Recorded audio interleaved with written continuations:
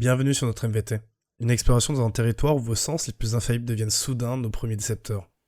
En compagnie de Thomas et de Christopher, nous explorons cette question intrigante. Comment nos sens, cette interface entre nous et le monde, influencent-ils nos choix quotidiens? Afin de comprendre les mécanismes par lesquels différents facteurs tels que l'alcool, fatigue, stress, substances diverses, émotions intenses ou même certains contextes environnementaux modifient nos perceptions du réel, et comment les nouvelles technologies reproduisent ces états pour mieux les étudier et nous en prévenir. Notre exploration nous emmènera dans des processus neurologiques fondamentaux aux simulateurs immersifs, en passant par les représentations vidéoludiques de ces états altérés. Car si nos sens ne sont jamais de simples caméras mais toujours des filtres actifs, comprendre comment ils façonnent nos décisions et leurs failles devient essentiel dans un monde où chaque seconde peut compter. Sur la route, dans les airs, ou face à nos propres tentations. Nos sens ne sont pas de simples caméras. Ils fonctionnent comme des filtres. À chaque instant, notre cerveau traite deux types d'informations et les gère en deux approches différentes. L'approche ascendante, dite bottom-up, part directement des données brutes envoyées par nos sens. Elle construit la perception à partir des signaux élémentaires sans préjugés ni contexte préalable. A l'inverse, l'approche descendante, dite top-down, mobilise nos connaissances, nos attentes et nos expériences passées pour interpréter et donner du sens à ce que nous percevons. Autrement dit, le cerveau n'est pas passif, il ajuste, complète et parfois déforme les informations sensorielles à la lumière de ce que nous savons déjà. Prenons en exemple la flamme. Lors d'une première exposition, c'est l'intensité thermique elle-même qui déclenche la réaction de retrait, illustrant un traitement de type bottom-up. Toutefois, après cette expérience, l'association entre chaleur et danger est intégrée en mémoire. Ainsi, lors d'une exposition ultérieure, le retrait s'opère de manière anticipée, sous l'effet d'un traitement top-down qui prévient la brûlure. Des mécanismes analogues se retrouvent dans de nombreuses expériences quotidiennes. Ainsi, l'odeur du café fraîchement moulu peut, chez certains, évoquer immédiatement le souvenir d'un matin précis ou d'un lieu familier, et susciter une réaction affective positive. A l'inverse, le simple parfum d'un plat que l'on associe à une mauvaise expérience, par exemple une intoxication alimentaire liée à des fruits de mer, peut déclencher un rejet spontané comme une perte d'appétit. Ainsi, la perception n'est jamais une copie fidèle du réel, mais le résultat d'un dialogue permanent entre données sensorielles immédiates et expériences vécues. Ce mécanisme, bien qu'extrêmement efficace pour nous adapter rapidement à notre environnement, n'est pas infaillible. Car si ce filtre cognitif nous permet d'anticiper et de réagir avec justesse, il peut également introduire des biais ou des erreurs d'interprétation. C'est dans cette tension que réside la fragilité du système. Il suffit que la transmission des signaux soit altérée, ou que nos attentes pèsent trop fortement sur leur interprétation, pour que l'orchestre de nos sens perde son harmonie. Autrement dit, la question à se poser, c'est pourquoi et comment l'orchestre se désaccorde-t-il? L'alcool est un dépresseur du système nerveux central, qui agit sur de nombreux récepteurs, comme par exemple le GABA_A, et ralentit la conduction nerveuse. Selon le Cleveland Clinic, dès un ou deux verres, on observe une vision floue, une parole pâteuse, une perte de coordination fine et un ralentissement du temps de réaction. À des niveaux plus élevés, la zone du cerveau chargée de l'équilibre est touchée, provoquant des désorientations, des difficultés à marcher ou simplement à se tenir debout. Des substances comme le LSD agissent principalement comme agonistes des récepteurs sérotoninergétiques, en particulier le récepteur 5-HT2A. Des études récentes montrent qu'elles réduisent la connectivité entre les régions du cerveau qui gouvernent la cognition et augmentent la connectivité des réseaux sensoriels en stimulant ce récepteur. Cela explique que l'utilisateur perçoive des images mouvantes, des couleurs intenses, des synesthésies, qui sont des mélanges de perceptions, et une modification du sens du temps ou du soi. Le LSD s'attache presque de façon irréversible au récepteur 5-HT2A et modifie durablement la communication dans les zones comme le cortex, le noyau encubin et le gyrus singulaire, ce qui prolonge la distorsion perceptive. La cocaïne bloque les transporteurs de dopamine et inonde les synapses de dopamine, ce qui déclenche un sentiment d'euphorie et renforce le circuit de récompense. De petites quantités rendent les consommateurs euphoriques, énergétiques, bavards et mentalement alertes et peuvent temporairement réduire le besoin de dormir ou de manger. Le guide pédagogique du NIDA note que les utilisateurs deviennent également sensibles à la lumière, au son et au toucher, ce qui illustre une hyperréactivité sensorielle. Le manque de sommeil allonge les temps de réaction. Une étude citée par la Sleep Foundation a montré que les participants dormant 5 heures par nuit voyaient leur temps de réaction augmenter de façon continue au fil de la semaine. Cette latence accrue rend la conduite automobile dangereuse. Le même article rappelle que la somnolence au volant est liée à plus de 800 décès par an. Stress. À court terme, la réaction, que ce soit un combat ou une fuite, libère de l'adrénaline qui accélère le cœur et aiguise les sens. La vue et l'ouïe deviennent plus nettes et le cerveau reçoit davantage d'oxygène. Mais cette vigilance accrue s'accompagne d'une focalisation étroite. Sous stress intense, notre cerveau bascule d'une analyse rationnelle vers des décisions intuitives. Les personnes stressées s'appuient davantage sur des raccourcis heuristiques et ajustent moins leur jugement initial. Une étude expérimentale a montré que les participants soumis à un stress élevé identifiaient plus rapidement les visages menaçants mais commettaient davantage d'erreurs que le groupe témoin. Ces exemples montrent que nos sens peuvent être modulés, parfois trompés par des facteurs internes, la fatigue, le stress, l'émotion, ou externes par des substances. Comme dans les illusions visuelles où deux lignes identiques paraissent différentes selon le contexte, le cerveau n'enregistre pas passivement. Il interprète et complète en permanence l'information. Dans ce cadre, nous parlerons d'altérations sensorielles pour désigner des dégradations fonctionnelles, transitoires et réversibles. Elles ne relèvent pas d'un dysfonctionnement pathologique du système perceptif, qui eux sont durables. Ce sont des variations attendues d'un système adaptatif, façonné par l'évolution pour décider vite en environnement incertain.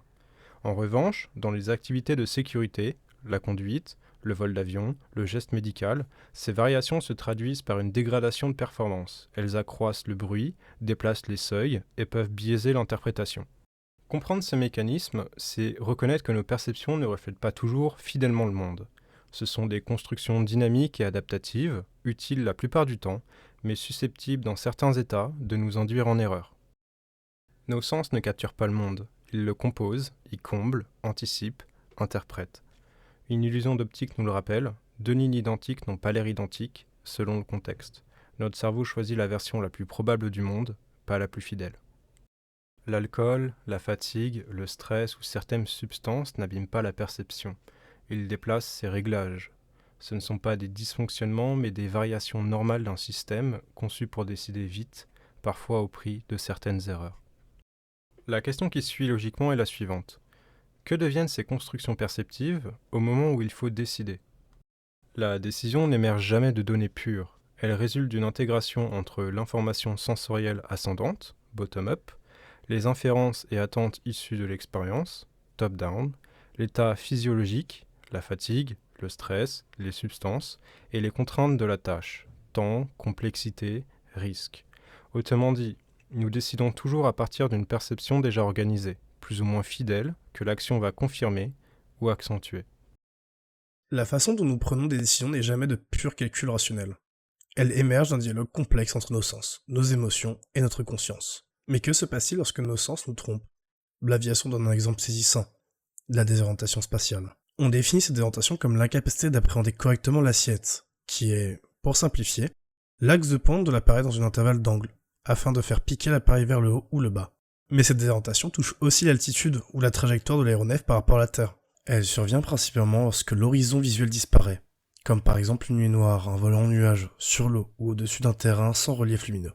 Dans ces contextes, le système vestibulaire, qui est composé de notre oreille interne, de l'otolite et des canaux semi-circulaires, peut générer des sensations convaincantes mais inexactes. Le corps vous dit une chose, les instruments en indiquent une autre, l'enjeu est loin d'être anecdotique. Selon des statistiques citées par le Federal Aviation Administration, entre 5 et 10% des accidents d'aviation sont causés par des désorientations spatiales, et 90 de ces accidents sont mortels. Comprendre ces mécanismes nécessite de revenir à la physiologie. Concentrons-nous sur notre oreille interne et son système vestibulaire. Notre oreille interne possède différents capteurs, dont l'un qu'on familiarisera en capteur d'accélération. Dans notre cas, les principales illusions vestibulaires surviennent lorsque nos capteurs d'accélération sont saturés ou trompés. Lors d'une accélération linéaire rapide, comme au décollage ou en remise de gaz, la poussée dans le dos simule pour l'oreille interne une inclinaison vers l'arrière. Et ça, c'est l'illusion somatographique. Le pilote croit que le nez monte et peut instinctivement pousser le manche, au risque de voler trop bas. A l'inverse, en décélération, il peut croire piquer et surcabrer l'appareil. D'autres perceptions erronées se produisent dans les virages. Quand on maintient un virage lent pendant plus de 10 secondes, les canaux semi-circulaires s'adaptent et cessent de signaler la rotation. Revenir en vol horizontal donne alors l'impression de pencher dans l'autre sens. Ce phénomène, appelé lens, incite à remettre du roulis dans la mauvaise direction. Ou bien, si l'on tourne la tête pendant un virage stabilisé pour chercher une carte ou bien régler un élément dans l'appareil, on stimule plusieurs canaux à la fois. C'est l'illusion de Coriolis. Alors, le pilote ressent des rotations violentes ou des cabrets tangage inexistants, au risque de faire des commandes inappropriées. Un autre cas, lorsque le mouvement se poursuit sans détection de rotation, l'avion peut entrer dans un virage continu non perçu. Si le pilote corrige puis ressent une entrée en virage opposé, il peut s'enfermer dans une spirale descendante, dénommée le redoutable Gravière spirale. Après avoir vu ces erreurs ensemble de perception, on peut simplement indiquer qu'elles ne sont pas des fantasmes mais des distorsions neurologiques documentées par des physiologistes, tels que Frédéric Breivik et William Mercolin. Parallèlement, les repères visuels peuvent eux aussi trahir. L'approche dite black hole se produit de nuit lorsque l'avion survole une zone non éclairée. Seules les lumières de piste sont visibles et aucun relief périphérique ne permet de juger la pente. Le pilote perd de vue l'horizon, se croit trop haut, et tend à descendre sous le plan, parfois jusqu'à l'impact. Dans un autre cas, il y a un faux horizon, qui est une ligne de nuages inclinés, une rangée de lumière urbaine, ou la limite mercielle, qui peut être interprétée à tort comme l'horizon. En alignant l'avion sur cette référence illusoire, on induit un roulis non volontaire. Et il existe d'autres artifices, comme l'autocinèse, un point lumineux fixe qui semble se déplacer dans l'obscurité. Ou l'inversion illusion, une transition rapide d'un cabré à un vol horizontal qui fait croire que l'avion bascule. Ces éléments, après les avoir cités, complètent officiellement notre tableau. Et là encore, la prévention consiste à reconnaître ces pièges et à prioriser les instruments plutôt que le ressenti. Sur le plan décisionnel, l'enjeu est de gérer ce conflit sensoriel, car le danger n'est pas l'illusion elle-même, prévisible dès que les repères visuels se raréfient, mais la façon dont elle contamine la suite des actions. Car une estimation un peu fausse, une correction un peu tardive, un geste un peu trop appuyé, sous charge de travail, fatigue ou stress, ce décalage initial s'amplifie rapidement. Ici, la discipline consiste à structurer l'attention. Les procédures exigent un briefing explicite des contextes à risque, décollage de nuit, départ côtier, météo marginal, un recours prioritaire aux aides visuelles ou instrumentales en approche, et un entraînement dédié aux différentes formes de désorientation, notamment en simulateur. Surtout, il faut rappeler que la désorientation spatiale n'est pas un défaut de pilote, c'est une limite humaine attendue dès qu'on prive l'essence de repères fiables. Le professionnalisme consiste à anticiper où et quand elle surviendra, à organiser l'arbitrage en faveur des instruments et à institutionnaliser des filets de sécurité, comme des formations, des checklists, des call-outs. Cette logique dépasse l'aviation. Dans le domaine médical, par exemple, une étude menée dans des unités de soins intensifs à Boston a montré que des internes suivant un horaire traditionnel comportant des gardes de 24 à 30 heures commettaient 36% de plus d'erreurs graves que lorsqu'ils supprimaient ces gardes prolongées. Ils réalisaient également 5,6 fois plus d'erreurs de diagnostic. Aussi, d'autres recherches rappellent qu'une nuit sans sommeil réduit les performances cognitives à un niveau comparable à un taux d'alcoolémie de 0,1%. De manière plus générale, le rapport de l'Institut de médecine To Hear is Human estimait dès 1999 que jusqu'à 98 000 Américains mouraient chaque année d'erreurs médicales. Et pour détailler, le rapport mentionne la fatigue dans le cadre des facteurs humains, sans donner une valeur fixe. Ces chiffres illustrent la même réalité que dans un cockpit. Quand nos systèmes sensoriels ou cognitifs sont dégradés par la fatigue, la charge de travail ou l'absence de repères, notre jugement est altéré et les décisions deviennent dangereuses. Cette traversée des perceptions altérées nous rappelle que nos sens ne sont pas des instruments infaillibles mais des interprètes complexes et parfois faillibles de notre environnement. Chaque décision est un acte de confiance envers nos perceptions et notre capacité à les décoder. En aviation comme en médecine ou sur la route, la technologie et la procédure ne remplacent pas l'humain mais l'aident à compenser ses limites. Le message est simple. Connaître les pièges de la perception, faire confiance aux instruments, structurer sa vigilance et pratiquer pour que, lorsque le corps dit une chose et les instruments une autre, on sache écouter la bonne voix. Les jeux vidéo ne se contentent pas de raconter des histoires, ils nous les font ressentir. Imaginez-vous un instant perdre le contrôle, voir la réalité se distordre, sentir votre corps réagir étrangement à ce que vous voyez à l'écran. Autant d'expériences que les jeux vidéo mettent en scène pour nous plonger dans un monde où nos sens deviennent trompeurs. Prenons en exemple une série connue, GTA. Vous avez déjà sans doute vu ces scènes. Après quelques verres de trop avec Nico Bellic, la caméra se met à tanguer, votre vision se trouble, et contrôler votre personnage devient une véritable épreuve. Vous ressentez cette perte de réflexe, cette désorientation. Vous expérimentez directement ce que signifie être dans un état second. Selon le Parental Guide de IMDb, GTA V utilise bien cet effet. On cite « The result of imbibing alcohol is a wonky camera designed to simulate dizziness and loss of balance. » Cette oscillation volontaire de la caméra illustre une simulation immersive de l'ivresse visuelle, renforçant le ressenti de désorientation du joueur. Passons dans une toute autre expérience, une expérience plus intrigante. On cite Slave of God, un jeu indépendant radical, vous plonge au cœur d'une boîte de nuit saturée de couleurs psychédéliques et de flashs stroboscopiques. Ici, le trouble visuel devient central, chaque élément visuel est douteux, chaque action, une tentative de retrouver votre équilibre. D'autres jeux intègrent directement ces effets à leur narration. Dans Disco Elysium, vous entrez dans l'esprit chaotique d'un détective alcoolique, au point où dès son réveil, il ne sait plus qui il est. Les troubles sensoriels sont dépassés pour atteindre l'esprit, sa vision du monde fluctue selon son état, ses voix intérieures se querellent, influencées par la fatigue et l'alcool. Vous ne jouez pas seulement son histoire, vous vivez sa confusion. Dans We Happy Few, une drogue appelée Joy vous place devant un choix troublant. Vivre dans un monde artificiellement heureux, aux couleurs vives mais fausses, ou affronter la dureté d'une réalité sombre et brutale. Chaque décision impacte profondément votre expérience, illustrant à quel point nos perceptions façonnent notre vie. Et puis, il y a BioShock. Imaginez un instant que votre libre arbitre puisse être manipulé par une simple phrase. Would you kindly? Les plasmides du jeu, ces substances addictives offrant des pouvoirs surhumains, révèlent comment la dépendance peut contrôler l'individu, lui ôtant toute liberté. Ces jeux ne se contentent pas de montrer la perte de contrôle, ils nous la font éprouver. Le joueur devient le témoin actif de sa propre désorientation, de ses impulsions incontrôlées, de ses choix faussés. C'est là que réside toute leur puissance, faire ressentir ce que les mots seuls peinent à transmettre. Pour mieux comprendre comment ces expériences traduisent les effets des substances, alcool, drogue, psychotropes et leurs mécanismes cognitifs, sensoriels ou comportementaux, penchons-nous plus en détail.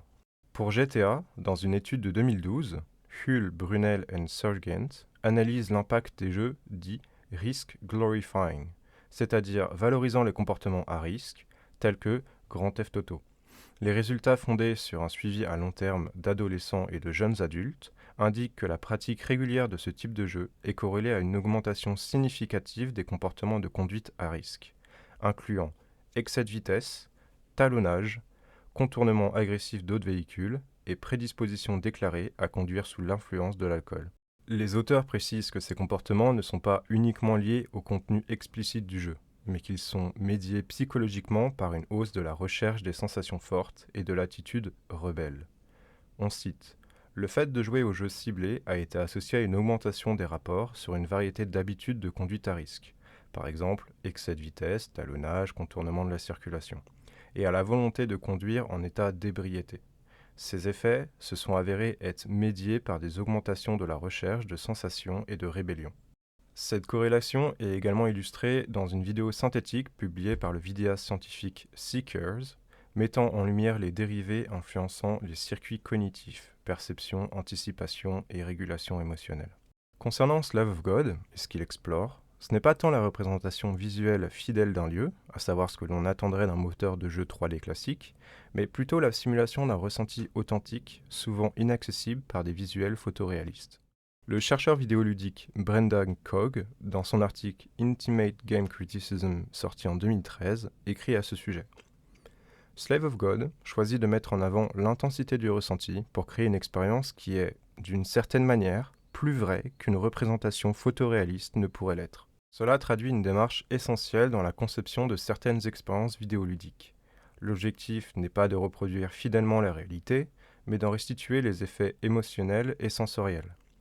Ici, Slave of God évoque, d'une manière presque somatique, la perte de repères provoquée par une immersion sensorielle extrême, comme cela peut survenir sous influence de substances psychotropes ou dans des états de conscience altérés. Cogg poursuit.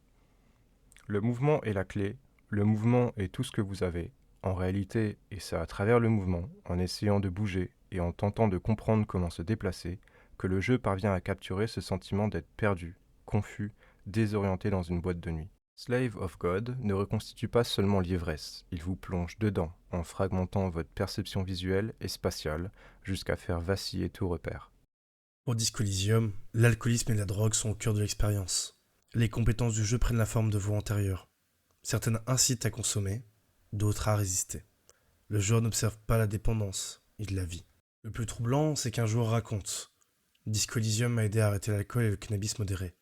Le jeu m'a renvoyé mes propres mensonges en pleine face. » Le critique Brian Lally, sur son article « Disco Elysium, The Final Cut Doesn't Have a Drug Problem », souligne « L'électrochimistrie a réveillé en moi cette impulsion brutale que j'ai souvent ressentie, celle de soigner la gueule de bois par une autre dose. » Une analyse universitaire de First Person Scholar de l'université de Waterloo résume « Notre intériorité, notre soi, n'est pas un sujet stable et unifié mais une multitude chaotique de traits de personnalité et de pensées fugaces, qui s'insèrent dans nos conversations intérieures et influencent nos décisions. » Cette phrase exprime parfaitement comment Disco Elysium incarne l'addiction.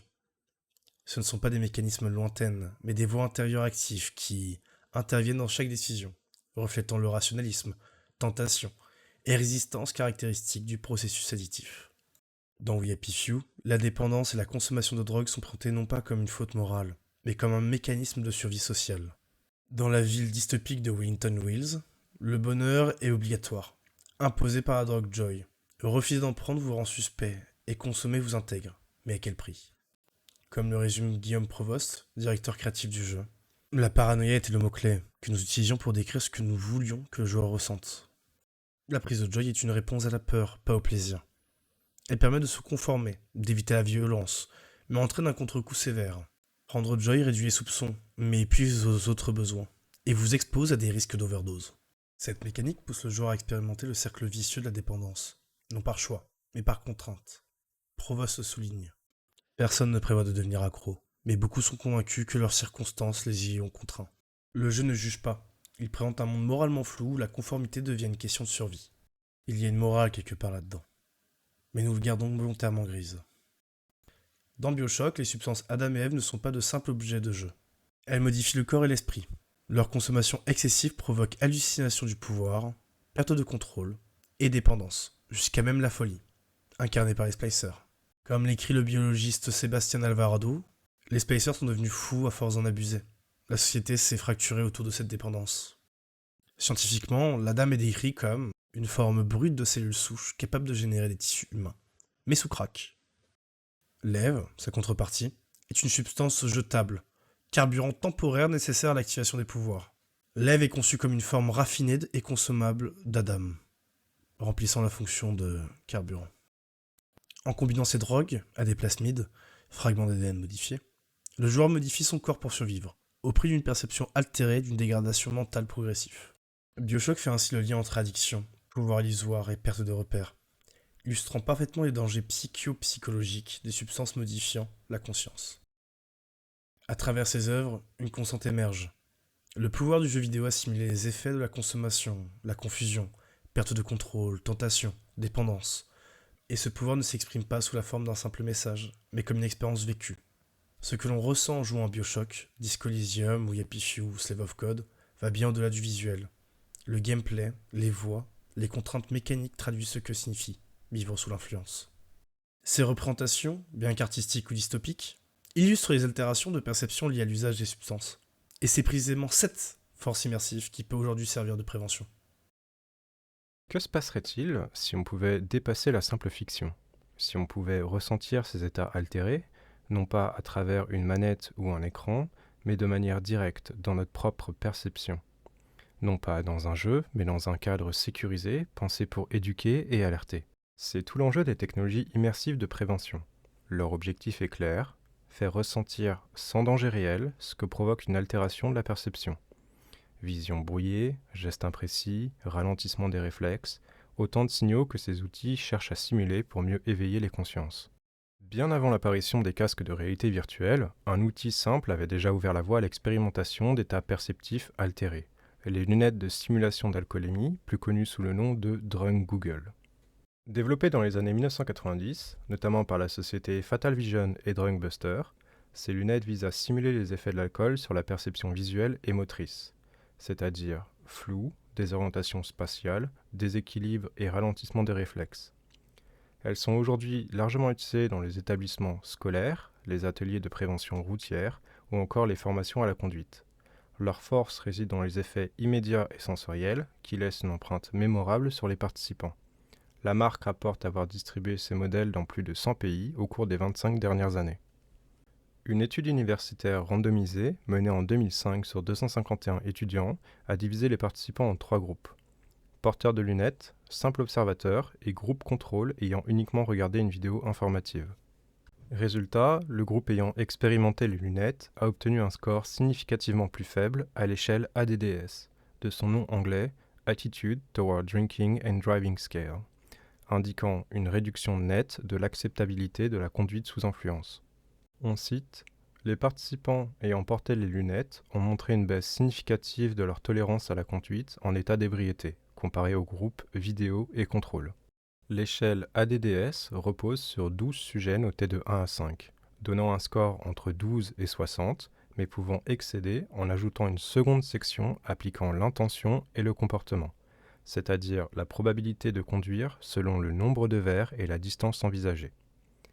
Elle reste aujourd'hui l'un des rares outils standardisés pour évaluer l'effet réel d'une intervention sur la perception des risques liés à l'alcool au volant, à un taux élevé de fiabilité de 97%.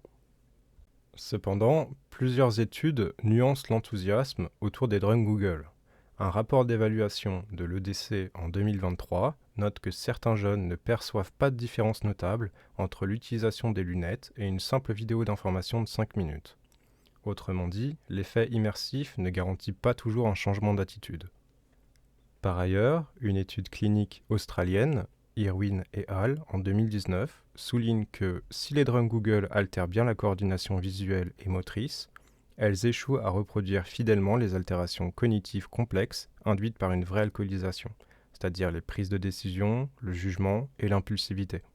On cite. Les drones Google ne peuvent pas simuler la charge cognitive réelle ni les effets neurologiques profonds de l'éthanol sur le cortex préfrontal. Mais aujourd'hui, la technologie va beaucoup plus loin dans la reproduction des effets perceptuels et comportementaux. Grâce à la réalité virtuelle, il est désormais possible de plonger l'utilisateur dans des environnements interactifs dynamiques où ces altérations sont intégrées de façon à se rapprocher du réalisme observable.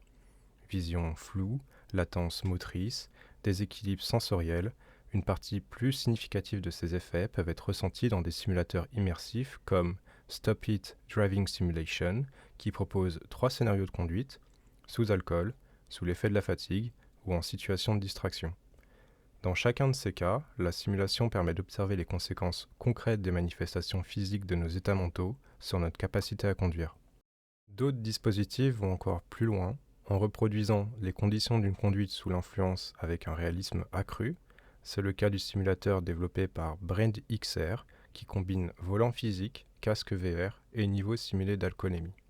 À mesure que l'intoxication virtuelle progresse, les réactions ralentissent, les erreurs s'accumulent et le danger devient palpable, sans que l'utilisateur ne soit réellement en danger. La prévention passe aussi par le jeu mobile, le serious game Trajet gagnant, développé par la CARSAT par Audience Digital Learning, propose une simulation ludique du quotidien d'un salarié en trajet domicile-travail. À travers des mises en situation diverses, le joueur doit gérer des distractions et des imprévus, tout en adoptant les bons réflexes de sécurité. Loin d'un simple quiz, c'est une expérience interactive qui mêle pédagogie et immersion. Ces approches simulées, bien qu'efficaces pour sensibiliser aux symptômes visibles de l'intoxication et de la fatigue, restent toutefois limitées par leur nature technologique.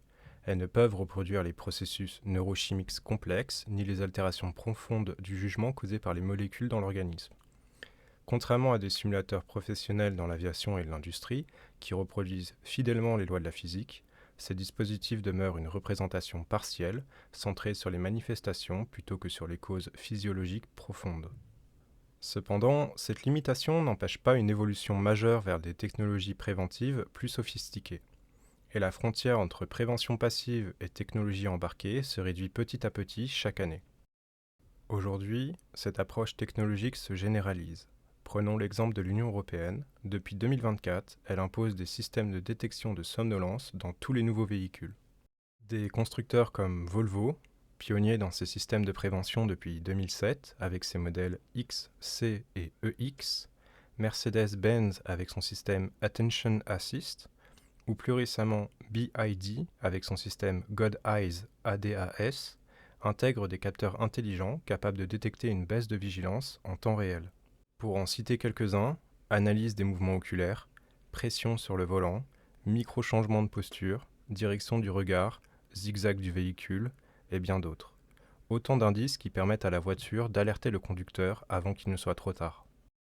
Volvo évoque d'ailleurs dans chacune de ses fiches techniques: des études ont montré qu'il est tout aussi dangereux de conduire en étant fatigué que de conduire sous l'influence de l'alcool ou d'autres stimulants.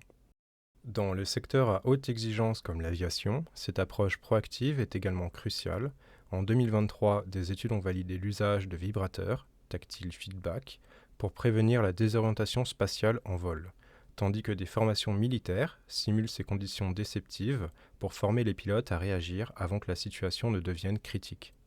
Ces dispositifs illustrent une évolution majeure, de l'information ponctuelle à l'action préventive, de l'outil didactique à la technologie intégrée, capable d'identifier une altération de la vigilance en temps réel.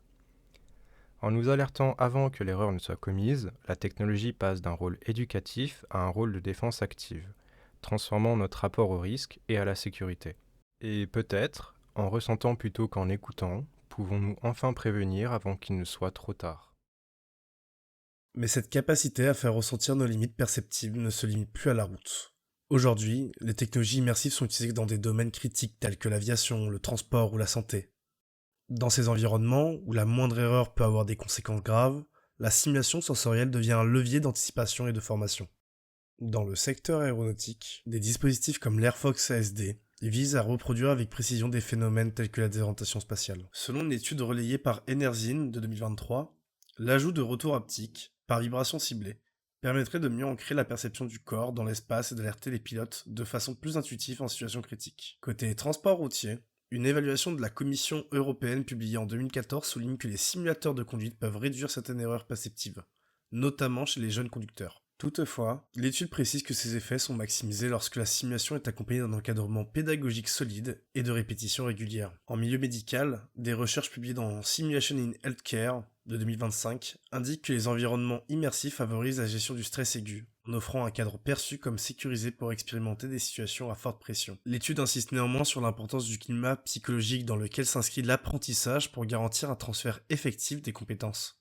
Ces exemples suggèrent une évolution dans l'usage des technologies immersives, d'un rôle purement démonstratif vers une fonction de préparation sensorielle adaptée à la complexité des situations réelles. Néanmoins, l'efficacité de ces simulations ne repose pas uniquement sur leur réalisme ou leur technologie. Ce qui compte aussi, c'est la façon dont elles sont utilisées. Il faut les répéter, les encadrer et les relier à des explications concrètes pour qu'elles aient un réel impact. Sur ce point, les sciences humaines offrent une autre perspective intéressante. Dans leur ouvrage Apprendre les sens, apprendre par les sens de 2023, Battesti et Kodo rappellent à quel point nos expériences sensorielles jouent un rôle essentiel dans la façon dont nous comprenons le monde. Selon eux, toute notre connaissance commence par les sens, passe de là à l'entendement et s'achève dans la raison. Nos expériences sensorielles peuvent servir de support ou constituer un échafaudage pour les représentations apparemment les plus abstraites. Ils mobilisent également une formule d'inspiration classique. Rien n'est dans l'intellect qui ne soit d'abord passé par les sens. Ces perspectives tendent à montrer que les environnements immersifs pourraient offrir un potentiel pédagogique particulier, notamment dans les domaines où la perception fine, la prise de décision rapide ou l'intuition corporelle sont sollicitées. Ces technologies immersives ne sont pas réservées aux environnements professionnels. On les retrouve aussi dans des contextes plus grand public, notamment dans les écoles, les événements de prévention ou les festivals. Ici, l'objectif est plus simple, marquer les esprits. Et sur ce point, les retours sont clairs. Plusieurs études montrent que vivre une expérience sensorielle perturbée, comme la perte de coordination ou la confusion visuelle, a un impact bien plus fort que d'en entendre parler ou de simplement observer quelqu'un d'autre. Mais ça, nous en avons déjà pu en parler précédemment. L'expérience, même brève, produit un effet de choc mémorable qui peut modifier les attitudes et les prises de conscience, notamment chez les jeunes. Parallèlement, nous pouvons observer une évolution intéressante. Les frontières entre jeux vidéo et simulateurs tendent à s'estomper. De plus en plus de dispositifs de sensibilisation empruntent au code narratif et aux mécaniques d'engagement des jeux vidéo, ainsi qu'à leur accessibilité sur les plateformes grand public. Cette convergence ne cherche pas uniquement à rendre la technologie plus attractive, mais à renforcer son impact émotionnel. Car si l'on veut toucher durablement, il ne suffit pas de transmettre une information, il faut qu'elle soit ressentie. Et les jeux vidéo, en cela, apportent des outils puissants pour créer un engagement plus profond. L'essor de la réalité virtuelle et des environnements immersifs laisse entrevoir un futur proche où les simulateurs d'états altérés tels que l'ivresse, la psychose, les états post-traumatiques feraient partie du quotidien. Ces dispositifs ne sont plus de simples gadgets ludiques. Des programmes pilotes associent déjà casque vert et psychologie pour sensibiliser de manière réaliste au danger de la consommation d'alcool ou pour traiter des troubles mentaux. L'application VR FaceLab, testée au Danemark, a par exemple plongé des adolescents dans une soirée arrosée simulée. Plusieurs participants ont expliqué avoir joué plusieurs fois pour explorer différentes situations et se sont parfois montrés plus courageux qu'ils ne l'auraient été en réalité. Leur appréciation globale de l'outil était positive. Ils ont jugé la simulation réaliste et immersive malgré une pression sociale ressentie comme moins forte qu'en soirée réelle. Ce type d'expérience montre que l'immersion peut susciter la curiosité et inciter à tester des comportements. L'enjeu consiste à transformer cette curiosité en prise de conscience plutôt qu'en banalisation. Lorsqu'un simulateur d'ivresse restitue l'euphorie, l'ivresse ou la perte d'équilibre, on touche à un équilibre délicat. Comment exposer sans normaliser? Les adolescents du programme FaceLab appréciaient la possibilité de tester différentes attitudes. Certains se servaient de la VR pour être plus audacieux et expérimenter des choix qu'ils n'auraient pas osé faire en soirée. D'autres trouvaient les scènes où l'on refuse de boire moins intéressantes. En vigilance, la frontière entre prévention et incitation se brouille. Les campagnes de prévention misent sur l'émotion. Le géant des spiritueux Diageo a produit une vidéo VR dans laquelle le spectateur incarne tour à tour 4 amis lors d'une soirée et assiste aux conséquences extrêmes de l'alcoolémie. La marque espère qu'un tel dispositif dissuadera les jeunes. Lors de précédentes campagnes VR, 73% des participants affirmaient qu'ils interviendraient pour empêcher un ami de conduire en état d'ivresse. Le réalisme immersif peut donc soutenir la prévention. Mais il reste crucial de concevoir des scénarios équilibrés qui valorisent autant l'abstinence ou la modération que l'expérimentation. Au-delà des addictions, la VR est déjà utilisée en thérapie. La Virtual Reality Cure Exposure Therapy associe réalité virtuelle et désensibilisation pour les troubles de l'usage d'alcool. Et ceci en immergeant le patient dans des environnements évocateurs et en l'accompagnant à résister aux stimuli. Cette approche bénéficie d'une grande validité écologique. Une étude de cas montre une diminution des envies d'alcool, de l'anxiété et des biais attentionnels après une série de séances. La VR est aussi un outil prometteur pour les vétérans et les secouristes souffrant de stress post-traumatique. Un programme de traitement intensif basé sur l'exposition virtuelle s'est révélé faisable et sans effet indésirable, avec une diminution significative des symptômes et une amélioration du fonctionnement quotidien maintenu à 3 mois. Ces succès illustrent la capacité de la VR à simuler des situations à risque de manière contrôlée et thérapeutique. Dans le champ éducatif, les casques VR proposent d'emmener les élèves au Louvre, dans une centrale nucléaire ou dans le système solaire sans quitter la salle de classe. Une analyse des avantages et inconvénients de la VR en classe souligne que la technologie permet d'exécuter des expériences dangereuses sans risque, de visiter des lieux inaccessibles et de vivre des périodes historiques ou des immersions linguistiques inédites. Cette immersion rend l'apprentissage plus concret et favorise la mémorisation. Toutefois, l'auteur rappelle que l'équipement reste coûteux, que les enseignants doivent être formés et que certaines personnes souffrent du mal de transport ou de handicap visuel, ce qui peut exclure une partie des élèves. La généralisation de ces outils nécessite donc d'accompagner leur intégration, de prévoir des solutions alternatives et de surveiller leur influence sur les résultats scolaires. Face à ces possibilités, des cadres déontologiques émergent. Le Code de la déontologie des professionnels de la simulation en santé met en avant des valeurs aspirantes: intégrité, transparence, respect mutuel, professionnalisme, responsabilité et orientation vers les résultats. Concrètement, cela implique d'être honnête quant aux objectifs de la simulation, d'assurer la sécurité physique et émotionnelle des participants, de traiter chacun avec empathie et compassion, d'utiliser des pratiques pédagogiques éprouvées et de toujours rechercher une amélioration de la qualité. Dans le contexte de la VR, cela se traduit par une conception d'expérience qui ne glorifie pas les comportements à risque, par un débriefing systématique et par la garantie que les données des utilisateurs sont protégées. Les concepteurs doivent également penser à l'accessibilité. Une simulation ne doit pas exclure les personnes sensibles aux nausées ou atteintes des handicaps sensoriels. La réflexion éthique ne se limite pas au simulateur médical ou éducatif. L'industrie du jeu vidéo explore des dispositifs extrêmes qui interrogent notre rapport à la mort virtuelle. Le concept de permadeath désigne une mécanique de jeu où la mort d'un personnage est définitive. Lorsqu'il meurt, il est supprimé et le joueur doit recommencer avec un nouveau personnage. Certaines variantes restent indulgentes, permettant de conserver des objets ou d'accéder à un mode hardcore facultatif, tandis que des versions plus sévères effacent toute progression. Des titres comme The Castle Doctrine, disponible sur Steam, poussent encore plus loin la logique de permadeath. Dans ce titre multijoueur de Jason Rohrer, chaque participant défend son foyer et sa famille tout en cambriolant les autres joueurs. Chaque piège, chaque vol et chaque décès est définitif.